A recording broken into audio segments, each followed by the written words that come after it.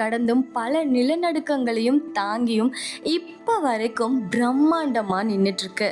எப்பேற்பட்ட இயற்கை சீற்றம் வந்தாலும் அசைக்கவே முடியாம கம்பீரமா நின்னுட்டு இருக்க இந்த கோயிலை கட்டின நம்ம கதையோட ஹீரோ தான் ராஜராஜ சோழன். இப்ப வரைக்கும் நம்ம தஞ்சை பெரிய கோவில் யுனெஸ்கோவோட உலக பாரம்பரிய சின்னமா கருதப்பட்டுட்டு இருக்கு. இந்த கோவிலுக்கு பின்னாடி நிறைய மர்மமான விஷயங்கள் சொல்லப்பட்டாலும் இந்த கோவிலை பத்தி நம்ம பெருமைப்பட வேண்டிய விஷயங்கள் தான் அதிகமா இருந்துட்டு இருக்கு. நம்ம இன்னைக்கு பார்த்துட்டு இருக்கிற தஞ்சை பெரிய கோவிலை ராஜராஜ சோழன் கட்டுறதுக்கு பின்னாடி ஒரு ஸ்பிரிச்சுவல் நம்பிக்கை இருந்திருக்கு. இதை உங்களுக்கு சொல்றதுக்காக தான் இந்த ஒரு ஸ்டோரியை நான் கிரியேட் பண்ணேன். இப்ப கூட தஞ்சை பெரிய கோவில் அப்படின்னா ராஜராஜ சோழன் நமக்கு ஆட்டோமேட்டிக்கா ஞாபகத்துக்கு வந்துருவாரு. அதே மாதிரி ராஜராஜ சோழன் அப்படின்னா தஞ்சை பெரிய கோயிலும் ஆட்டோமேட்டிக்கா நமக்கு ஞாபகம் வந்துடும். இதை பில்ட் பண்றதுக்கு முன்னாடி ஒரு ஸ்பிரிச்சுவல் நம்பிக்கை இருக்கு, ஒரு ஸ்பிரிச்சுவல் ஹோப் இருந்திருக்கு அப்படின்னு யோசிக்கும் போது கொஞ்சம்